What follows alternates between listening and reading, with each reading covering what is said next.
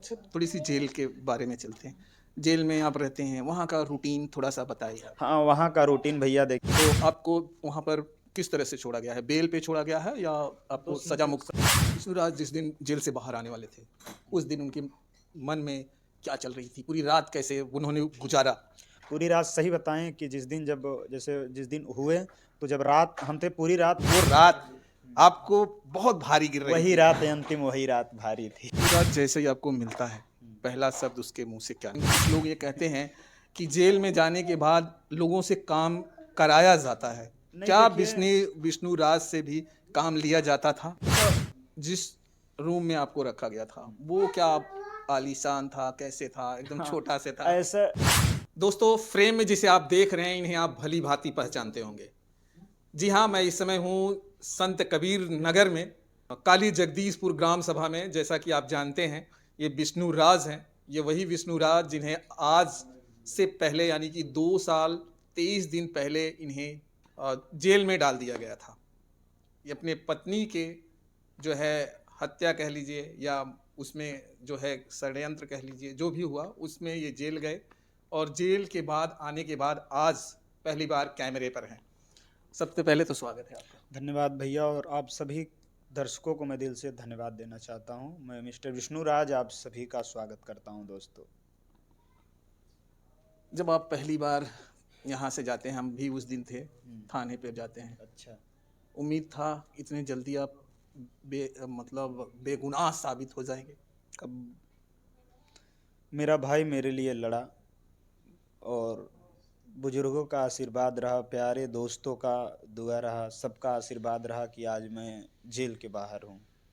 जब आप जेल में बिता रहे थे, आपकी एक-एक दिन बीत रहा था, तब आपको ये उम्मीद था कि इतने जल्दी विष्णुराज वापस हाँ, काली ये जगदीशपुर में वापस आ जाएगा? ये बहुत बड़ी चीज़ है, क्योंकि पूरे जेल के लिए एक मिसाल बन गई थी कि 2 साल में इतने जल्दी फैसला किसी का अभी तक नहीं हुआ, और विष्णुराज तुम्हारा ये फैसला है। सब लोग शॉक हो गए थे वहाँ पे खुद। जिस जिसमें आप जेल गए थे, वो दहेज प्रथा के आरोप में आपको जेल में डाला गया था। डीपी उसमें कहा जाता है कि लगभग 7 साल लोगों को जेल में रहना पड़ता है। डीपी एक्ट का मामला जी, था। तो आपको वहाँ पर किस तरह से छोड़ा गया है? बेल पे छोड़ा गया है या आपको सज़ा मुक्त कर संदेह दिया का गया? लाभ देते हुए दोष मुक्त किया गया है। अब हमें तारीख नहीं देखनी है, और लोगों का प्यार पाने के लिए प्रयासरत में लगे हुए हैं। विष्णुराज जिस दिन जेल से बाहर आने वाले थे, उस दिन उनके मन में क्या चल रही थी? पूरी रात कैसे उन्होंने गुज़ारा? पूरी रात सही बताएं कि जिस दिन हुए, तो जब रात हम थे पूरी रात हम सो नहीं पाए। मतलब एक एक दिन, एक एक साल के पल, ऐसे ऐसे, मतलब एक एक पल एक एक साल लगने लगा था। मतलब ऐसे हुआ कि अब हम कि उतना तो पूरे 2 साल 22 दिन नहीं काटे हैं, उतना जैसे हो गया वैसे। मतलब एक वो रात आपको बहुत भारी गिर रही वही थी, रात अंतिम, वही रात भारी थी। बहुत लंबी लग रही थी वो। हाँ। अच्छा, सुबह जैसे आप बाहर निकलते हैं, तो क्या उम्मीद थी कि सबसे पहले हम किससे मिलें? सबसे पहले हमें उम्मीद थी हमारे भाई से मिले, जो मेरा भाई मेरे लिए इतनी मेहनत कर रहा था। उसके बाद मेरा बेटा युवराज, यहाँ देखिए युवराज। जेल से निकलने के बाद अपने भाई से मिलते हैं और फिर आप किससे मिलने जाते हैं? उसके बाद हम युवराज को लेकर आए। कहीं ना कहीं मेरा बेटा है, एक पिता के बिना 2 साल कैसे गुजार दिया, और अपने माता पिता के बिना, और उसकी बड़ी माँ जो हैं, बड़ी माँ की मौसी कह लीजिए, मौसी थी, उन्होंने अपने माँ के तरह पाला मेरे बेटे को, और एक अच्छी शिक्षा दी, ताकि आज आज भी हमको पहचानता है। नहीं तो छोटे बच्चे अपने पिता को पहचान नहीं पाते हैं। युवराज जैसे ही आपको मिलता है, पहला शब्द उसके मुँह से क्या निकलता है? पापा। फिर आपकी आँखों में क्या होता है? क्या अब कहें कि आंखों में आंसू के अलावा एक पश्चाताप के अलावा और क्या मेरे पास अब रह गया है। तो 2 साल आप सुनने को तरस गए थे। पहली बार जब आपका बेटा आपकी गोदी में आता है, पापा कहता है, कैसा मोमेंट था उस समय? तो अब बस वही लगता था कि हाँ, आज हमको सफलता मिल गई, जो मेरा बेटा मुझे पहचान गया, और आज भी पहचानता है, भली भांत मेरा नाम भी जानता है, और इससे बड़ी अब क्या चाहिए। अच्छा, थोड़ी-सी जेल के बारे में चलते हैं। जेल में आप रहते हैं, वहाँ का रूटीन थोड़ा सा बताइए आप। हाँ, वहाँ का रूटीन भैया देखिए, सुबह नाश्ता मिलता था 8 बजे, दोपहर में 3 बजे तक फिर चाय आ जाती थी, चाय और बिस्किट, और शाम को साढ़े 4 बजे से 5 बजे करीब में खाना आपको मिल जाएगा, दाल, चावल, रोटी, सब्जी, संडे को पूड़ी सब्जी मिल जाती थी। और उसके बाद इधर दरिया मिलता था, चना मिलता था, गुड़ मिलता था, उसके साथ-साथ पाव रोटी भी मिलती थी। मतलब एक सीमित आहार नाश्ता आपको समय से मिलता रहता था। अच्छा, हम जेल तो नहीं गए हैं, लेकिन कुछ लोग ये कहते हैं कि जेल में जाने के बाद लोगों से काम कराया जाता है। नहीं क्या देखिए, विष्णु राज से भी काम लिया जाता था? नहीं, हम देखिए वैसे तो हम एक पेशेंट के रूप में वहाँ थे, अच्छा। क्योंकि हेपेटाइटिस बी के लक्षण हमारे अंदर थे, हुँ। जो कि काली पीलिया के नाम से जानी जाती है। तो इसलिए वहाँ पे हमसे काम नहीं लिया जाता, और काम उन्हीं लोगों से लिया जाता है जिनको कठोर कारावास दिया जाता है किसी भी चीज़ में, और उस काम का उनको भली-भाँति पैसा भी मिलता है। अच्छा। जैसे जेल के मैनुअल के हिसाब से जो रहता है। अच्छा, जिस रूम में आपको रखा गया था, वो क्या आलीशान था, कैसे था? एकदम हाँ, छोटा से था? ऐसा इतना बड़ा ही रूम था और इतना ऊँचा ही था, और उसमें एक पंखा लगा था, एक लाइट लगी थी। अच्छा, तमाम और लोग कहते हैं कि जेल के अंदर बड़े मच्छर होते हैं। क्या विष्णु राज वहाँ से आए हैं, तो सही बात है या ऐसे ही? भैया मच्छर तो लगेंगे ही, क्योंकि मच्छरदानी वगैरह का बात नहीं, ऐसा तो कुछ होता नहीं है हुँ। जेल में।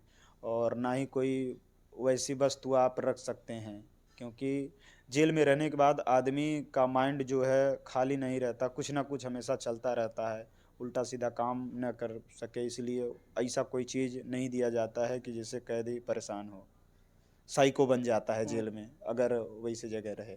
अच्छा, जब विष्णु राज जेल में पहले दिन जाते हैं, तो जेल के जो कैदी थे, वो आपको पहचानते हैं या वो क्या कहते हैं?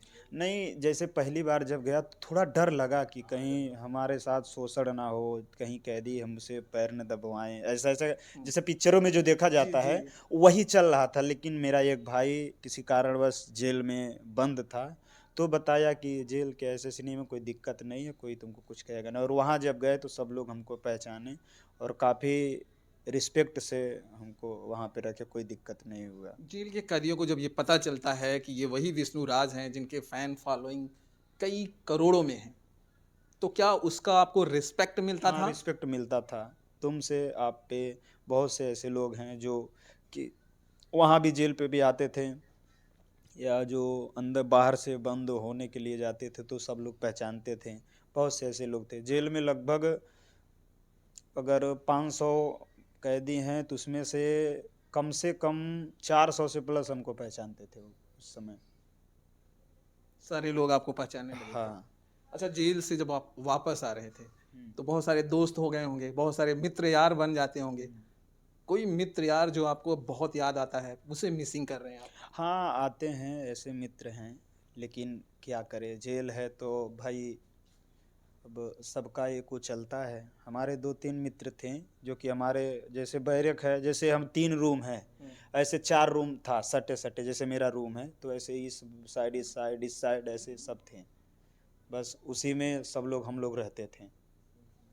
अच्छा, जेल से जैसे आप बाहर आते हैं, आप चले जाते हैं अपने बेटे को युवराज को लेने, उसकी मौसी के घर पे वो लगातार वहीं पे बना हुआ था। हुँ, वहाँ जाने के बाद हुँ। कौन-कौन वहाँ था? उनके साइड से हमारे कौन-कौन? पिता तुलनीय ससुर जी थे और भाई तुलनीय साले साहब थे।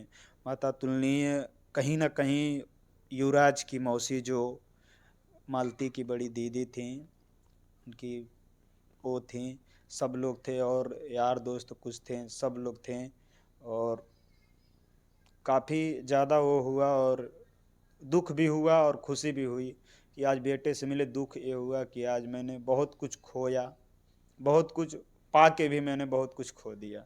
उनकी मौसी अपने बेटे से भी ज़्यादा युवराज को प्यार हाँ, करती थी। कहीं न कहीं अगर प्यार नहीं करती होती, तो युवराज मेरा नाम भूल जाता, मुझे भूल जाता कि कौन हूँ मैं, कोई नहीं जानता। युवराज जब क्योंकि जिसके पास बच्चा रहने लगता है, उसे अपनी माँ समझने लगता हुँ, है और माँ के जैसे बिहेव करने लगता है। हुँ, क्या युवराज जब आते समय हुँ, अपने मौसी के गोद में था या हुँ। पापा के गोद में चलाया नहीं अब मैं अपने घर जाऊँगा? नहीं, बोला हम घर जाएँगे, और अम्मी तू रोइह मत, हम आई हम तू अब रोइहे न, मतलब ऐसे बोलता था पूरा, जैसे लग रहा था कि एक बच्चे को जिस तरह बच्चा है, बहुत अच्छी अच्छी बातें कर रहा था युवराज उस समय। विदाई के समय कौन कौन रो रहा था? विदाई के समय उसकी माँ जो थी, माँ ही समझ लीजिए, कि मौसी जो थी, बड़ी मौसी माँ, वो बेचारी बहुत रोईं, क्योंकि कहीं ना कहीं 2 साल से अपने कलेजे से लगा के बैठी हुई थी, और अचानक अगर